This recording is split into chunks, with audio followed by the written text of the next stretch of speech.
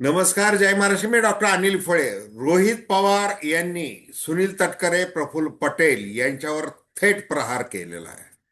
नरेश अरोरा, तटकरे आणि पटेल या त्रिकुटाने अजित पवार यांना जी काही अट टाकली होती आणि त्यानंतर जो काही गोंधळ माजलेला आणि नंतर हा हत्येचा कट वगैरे अशा प्रकारे प्रत्यक्ष अप्रत्यक्षपणे रोहित पवार यांनी दिल्लीमधून तोफ डागलेली आहे. हे विशेष आहे.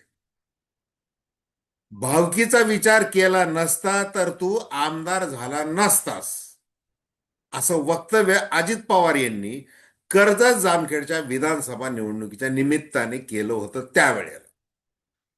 मग राम शिंदे आज जे विधान परिषदेचे आमदार आहेत, सभापती आहेत, आणि त्यांनी अजित पवारांनी महायुतीचा धर्म पाळला नाही अशा शब्दामध्ये टीका केली होती. अजित पवार यांच्या नंतर आपल्याला साहेबांकडं अजित पवार व्हायचंय या दृष्टीने रोहित पवार प्रयत्न करत आहेत, म्हणून त्यांच्यावर टीका झालेली आहे. मग जयंत पाटील आणि रोहित पवार मतभेद. मग इकडे आता सुनील तटकरे, प्रफुल्ल पटेल मतभेद. हे काहीही असलं तरी अजित पवार यांच्या अकाली अपघाती निधनामुळे जो संशय कल्लोळ माजलेला आहे, त्यामध्ये रोहित पवार यांनी अतिशय जबाबदारीने जे प्रेझेंटेशन दिलेलं आहे ते तांत्रिक दृष्ट्या ते अतिशय योग्य दिलेलं आहे.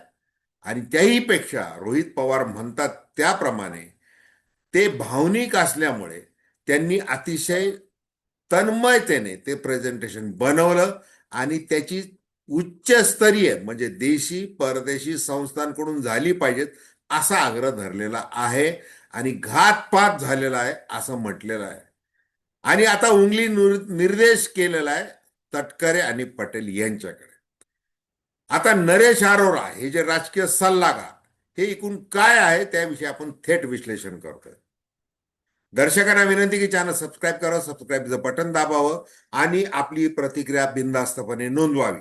तटस्थ भूमिकेतून स्वतंत्र पत्रकारिता म्हणून सर्वसामान्यांच्या दृष्टिकोनातून आपण चर्चा करत असतो.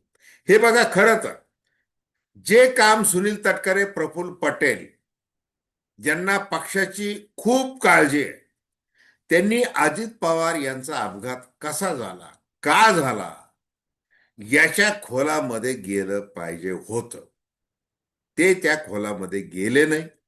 त्याच्यावर त्यांनी एक अपघात झालेला आहे, धक्का बसलेला आहे, याच्या पलीकडे त्यांनी कोणताही मुद्दा असा उपस्थित केलेला नाही.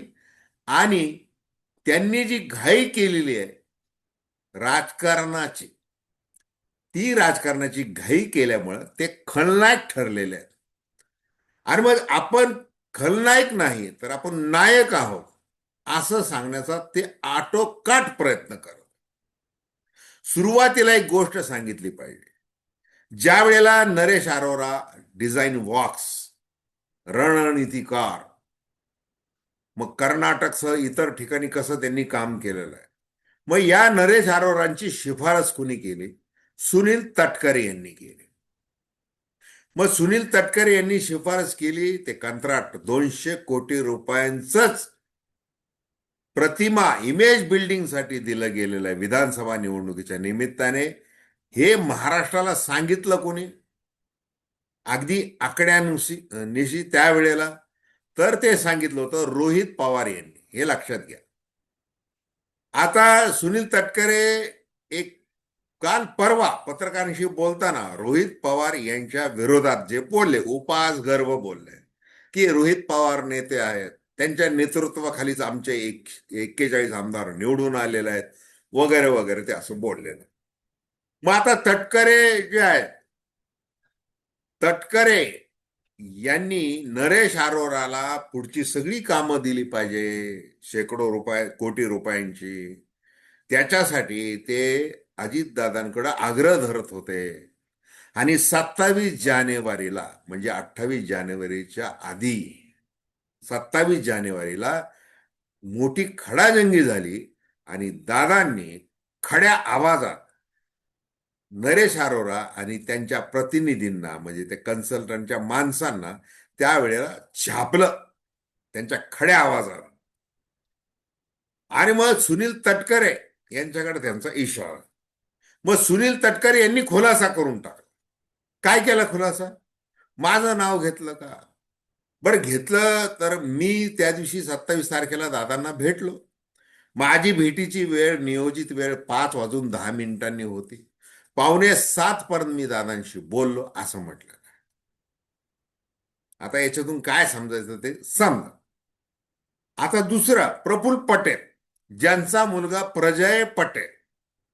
हा प्रजय पटेल जो आहे, आता त्याचे त्याचे पिताश्री म्हणजे केंद्रीय मंत्री, माजी विमान उड्डाण मंत्री प्रफुल्ल पटेल यांच्यामुळे त्याला विमान उड्डाण, विमान कंपन्या याच्याबद्दल बरीच माहिती झाली. आणि मग त्यांनी एक कंपनी स्थापन केलेली आहे. MRO म्हणजे मेंटेनन्स, रिपेअर आणि ओव्हरऑल असं काम करण्यासाठी ती कंपनी स्थापन केलेली. प्राईम एरो सर्व्हिसेस LLP चे ते मुख्य आहे. आता रोहित पवार यांनी पत्रकार परिषदेमध्ये प्रफुल्ल पटेल यांचं थेट नाव घेत की त्यांचं आणि त्या VSR व्हेंचर, म्हणजे ज्यांनी लेअर जेट पुरवलं आणि हँडलिंग करणारी कंपनी एरो एअरक्राफ्ट, यांच्याशी प्रफुल्ल पटेल आणि त्यांच्या मुलाच्या कंपनीचा संबंध जरी नसला असं सांगून ते बोललेले.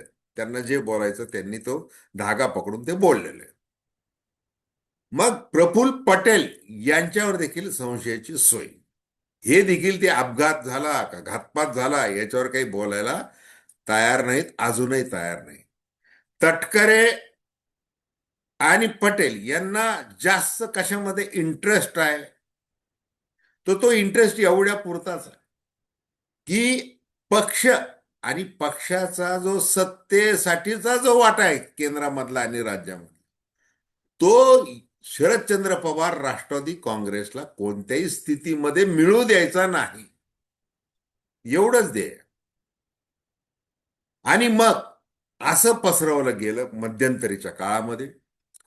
जे आमदार आहेत सुनील शेळके, दादांशी अतिशय जवळचे, ज्या दोन राष्ट्रवादी झाल्या ज्या वेळेला, त्यावेळेला त्यांनी एक गौप्यस्फोट केला होता. काय गौप्यस्फोट केला होता की 20 जून 2022 रोजी एकनाथ शिंदे यांनी बंड केलं, यशस्वी झाले. त्याच्यानंतर 2 दिवसांनी 22 जून 2022 रोजी राष्ट्रवादीच्या आमदारांची बैठक झाली आणि त्या बैठकीमध्ये एका आमदाराने आपण भाजप बरोबर गेलं पाहिजे असा आग्रह धरला. ते आमदार म्हणजे रोहित पवार असं त्यावेळेला ते सांगितलं.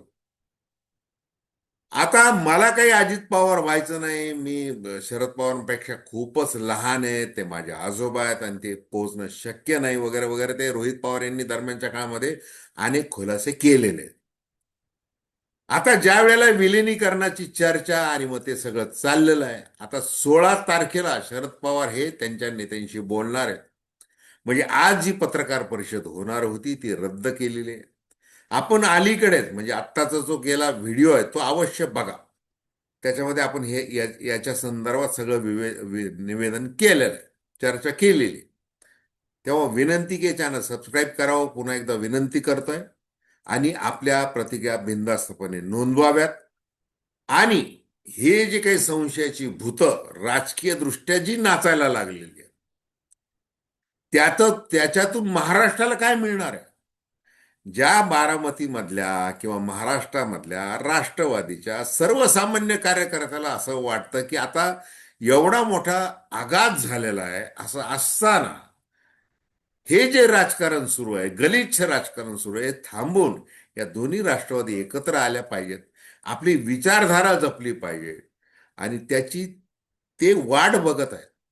आणि मग याच्यातून जो मार्ग, आता पंतप्रधान नरेंद्र मोदी, अमित शहा, भला आता त्यांच्या राजकीय गरजेपोटी त्यांना पण वर टेकू पाहिजेच 8 खासदारांचाही लक्षात घ्या. जशी गरज शरदचंद्र पवार राष्ट्रवादी काँग्रेसच्या नेत्यांना वाटते की विलिनीकरण झालंच पाहिजे, तसं ते अजित पवार यांच्या राष्ट्रवादी काँग्रेसमधल्या अनेक आमदारांना देखील वाटतंय. तशी गरज भारतीय जनता पार्टीला जास्त आहे, हे लक्षात घ्या. दिल्लीमध्ये जास्त आहे. 8 खासदार पाहिजेत. म्हणजे एकदा 240 असं काठावर उत्तीर्ण झाल्यानंतर दोन कुबड्या, नितीश कुमार चंद्राबाबू यांच्या कुबड्या आणि एकनाथ शिंदे आणि बाकीचे काही घटक, याच्यावर ते सरकार उभं आहे. आता अजून जर त्याच्यामध्ये 8 शरदचंद्र पवार राष्ट्रवादी काँग्रेसची भर पडली तर काय हरकत नकोय वगैरे असं. यांना काय खाली लढायचं ते लढू द्या. मग जसं आपण त्या गेल्या व्हिडिओमध्ये म्हटलेलं आहे की गौतम अदानी, मग त्यांची मध्यस्थी, मग ते सगळं बोलणं झालेलं आहे आणि म्हणून ही आजची पत्रकार परिषद रद्द झालेली आहे. आता पुढे विलिनीकरण होतं ते कशा प्रकारे होतं हे महाराष्ट्राला लवकरच कळेल. तर धन्यवाद. हा व्हिडिओ आपल्याला आवडला असेल अवश्य शेअर करा, सबस्क्राईब करा आणि आपली प्रतिक्रिया बिनधास्तपणे नोंदवा. धन्यवाद.